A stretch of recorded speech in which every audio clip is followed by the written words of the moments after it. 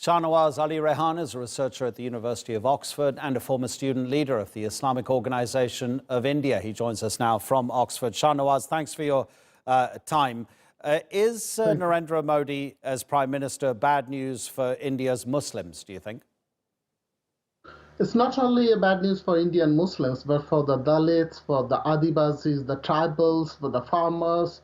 It's a bad news because Narendra Modi somehow succeeded in polarizing India. And this election held in an environment deeply vitiated over the last 5 years.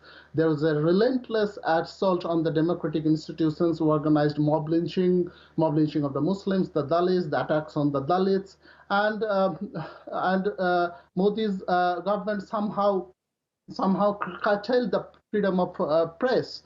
So of course, I mean, the Muslims are in apprehension as much as the Dalits also, or the other religious minorities.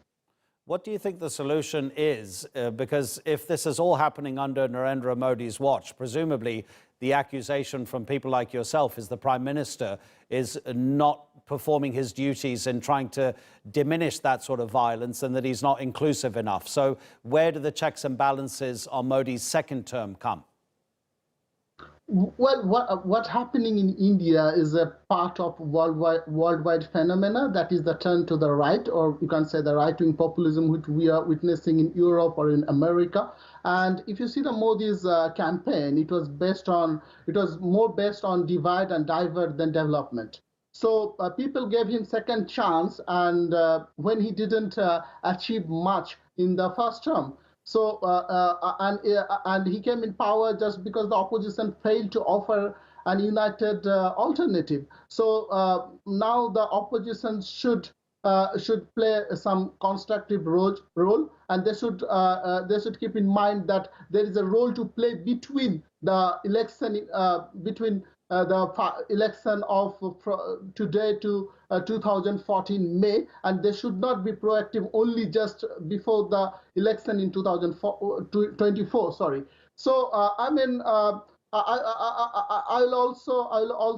very curious to say what the role that global community play, because this is the same Prime Minister Narendra Modi who, when he was the Chief Minister of Gujarat, he was not allowed to travel in different countries in the West for his role in alleged genocide in Gujarat. And the moment he became Prime Minister, red carpet has been, I mean, he has been welcomed by the red carpet. So I mean, what kind of